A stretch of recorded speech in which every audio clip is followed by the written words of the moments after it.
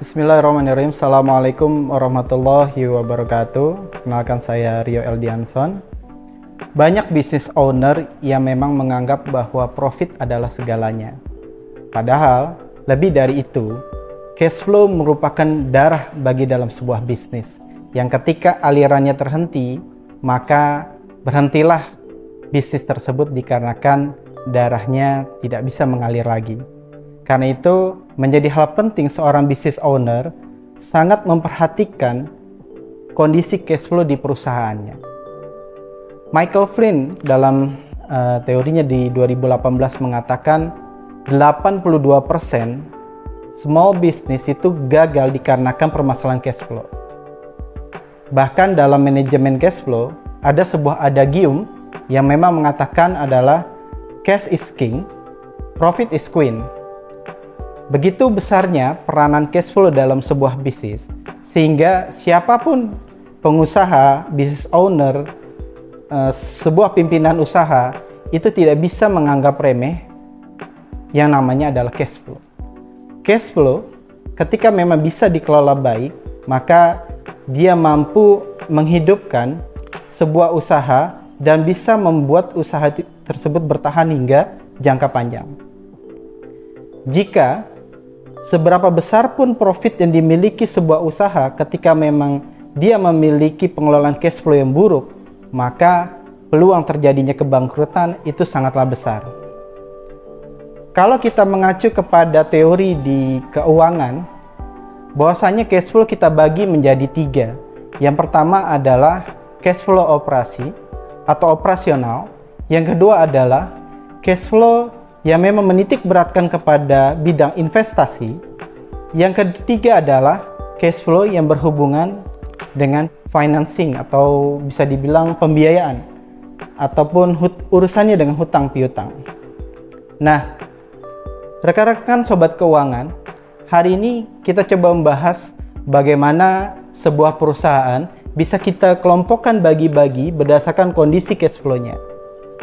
Kalau kita melihat aliran cash flow dari dia cash in, maka masuk dia ke dalam ruangan tabung. Kalau kita baca di sini ada tabung, ada semacam inilah cash in hand yang memang dipegang oleh perusahaan, dan di tabungnya ini keluar akan menjadi cash out.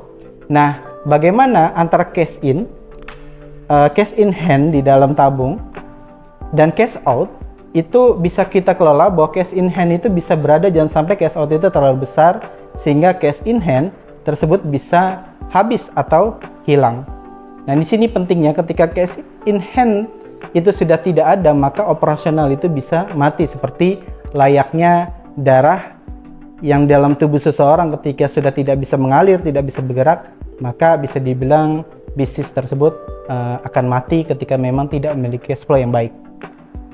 Baik, yang pertama kalau kita bagi dari cash operasi, financing, dan investasi, kita akan membagi ke dalam 3 jenis perusahaan berdasarkan cash flow. Yang pertama adalah perusahaan startup. Perusahaan startup itu memiliki kecenderungan cash operasinya adalah negatif. Kenapa? Karena dia baru memulai, biasanya penjualan pemasukan itu sedikit, sehingga cash operasinya itu cenderung negatif, atau yang kita bisa disebut dalam kondisi tidak profit atau loss. Dalam hal ini penjualan atau sales pemasukan yang didapat itu lebih kecil dari pengeluaran yang memang harus dikeluarkan, sehingga pengeluaran lebih besar, sehingga cash operasinya adalah negatif. Yang kedua, di dalam bentuk dari startup, perusahaan startup adalah cash investasinya itu cenderung dia negatif, justru negatif juga dikarenakan dia banyak melakukan pembelanjaan yang sifatnya investasi, seperti membeli mesin atau membeli aset yang memang tujuannya bisa untuk jangka panjang, sehingga jenis-jenis pengeluaran seperti ini dia lebih banyak pengeluarannya, sehingga cash investasinya juga negatif. Nah, startup di sini memiliki cash flow financing itu biasanya adalah positif, dikarenakan biasanya dia melakukan semacam pinjaman atau pembiayaan yang memang bisa masuk ke dalam cashnya sehingga bisa menjadi dana operasionalnya nanti kelak ya.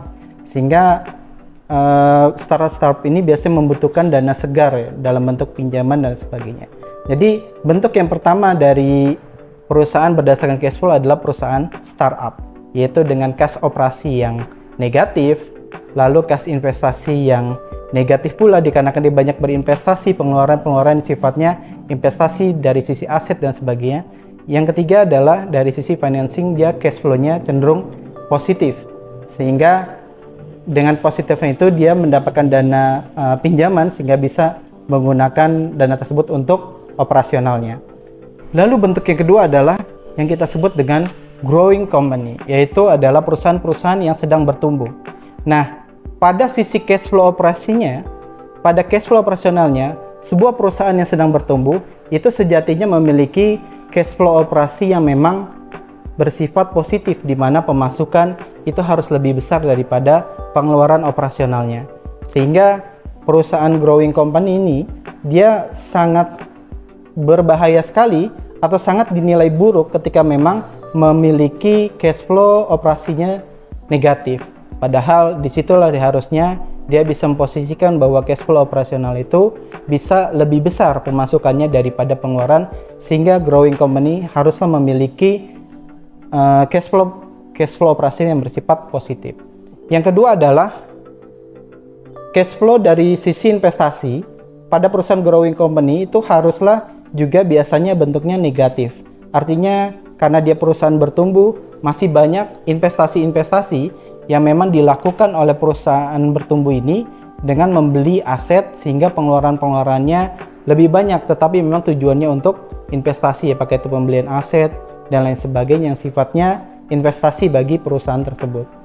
Dari sisi financing, ini harusnya juga positif dikarenakan memang dari sisi financing, cash flow financing, seharusnya dalam perusahaan bertumbuh ini adalah negatif, bukan positif, dikarenakan ketika dia sudah bertumbuh, sudah memiliki cash flow yang baik, sudah banyak aliran masuk yang lebih baik, dia cenderung untuk menyelesaikan utang piutangnya atau utangnya, atau pembiayaan di bank atau kredit di bank itu bisa dia lunaskan, sehingga cash yang keluar itu untuk pelunasan financingnya jauh lebih besar, sehingga perusahaan bertumbuh cash flow financing itu idealnya adalah negatif, bukan positif. Karena kalau positif artinya dia justru malah kok dia bertumbuh kok malah ngutang-ngutang terus gitu. Tapi kalau dia sudah bertumbuh, idealnya dia sudah bisa menyelesaikan utang-utangnya yang mungkin dia lakukan ketika pada masa startup, ya, perusahaan-perusahaan startup itu sendiri. Baik, selanjutnya bentuk ketiga berdasarkan cash flow yang memang itu adalah unhealthy company, yaitu perusahaan yang memang tidak sehat, perusahaan yang memang bisa dilihat bahwa perusahaan-perusahaan tersebut memang kalau kita mau investasi di perusahaan tersebut jangan dipilih lah kalau bentuk cash flow-nya seperti itu. Kalau kita mau investasi beli saham perusahaan tersebut, jangan dibeli, jangan dipilih, karena memang dari sisi cash flow-nya sudah tidak sehat. Nah, unhealthy company ini di dalam cash flow, yang pertama adalah dari sisi cash flow operasional dia tentu negatif. Kenapa? Karena lebih banyak pengeluaran daripada pemasukan. Pemasukan operasionalnya itu tidak bisa membackup atau mengcover dari pengeluaran operasional yang ada di perusahaannya, sehingga otomatis pemasukan lebih kecil daripada pengeluaran, di mana pengeluaran lebih besar, artinya cash flow operasionalnya pasti akan bentuknya negatif. Yang kedua, dari sisi cash flow investasi itu justru malah positif. Kenapa positif? Kok positif itu malah buruk di dalam investasi? Karena ciri-ciri cash flow investasi itu positif artinya seringkali perusahaan-perusahaan itu menjual aset-aset dia, aset-aset investasinya, sehingga yang tadinya dikeluarkan uangnya malah jadi setelah dijual menjadi masuk uangnya kepada perusahaan itu sendiri. Nah, ketika memang sudah masuk ke dalam perusahaan itu, ya otomatis cash flow-nya investasi menjadi positif. Itu ciri-ciri yang sudah mulai tidak sehat, yaitu perusahaan-perusahaan yang berusaha menjual asetnya, aset investasinya. Yang ketiga adalah dari sisi perusahaan unhealthy company ini adalah yaitu cash flow financingnya itu juga positif, artinya dia terus masuk memohon untuk kredit atau pinjaman-pinjaman, sehingga masuk uang tersebut tapi memang digunakan untuk mengcover operasional memang tidak tertutupi dari pemasukan operasional itu sendiri. Nah ini penting sekali cash flow ini bisa dipahami bagi para orang yang memang memiliki profesi sebagai investor atau memang business owner untuk menganalisa perusahaan yang dimilikinya, ataupun pimpinan perusahaan yang memang bisa menganalisa kondisi perusahaannya supaya memang bisa dilakukan langkah-langkah antisipatifnya ketika sudah melakukan analisa bahwa dikenenggarai bahwa memang perusahaannya ada unhealthy company, perusahaan yang tidak sehat, perusahaan yang lagi turun, bisa dilakukan langkah-langkah untuk mengobati perusahaannya. Ataupun bagi para investor, jangan sekali-sekali milih perusahaan-perusahaan yang unhealthy company untuk dijadikan sebagai ladang investasi bagi dana yang dimilikinya.